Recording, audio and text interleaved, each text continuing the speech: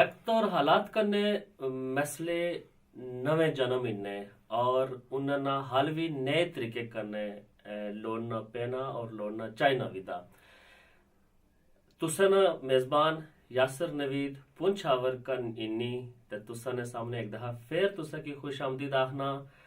साड़ियां गल्लों होलियां, साड़े मसले होले और तुस उन्ना हल दस लिया।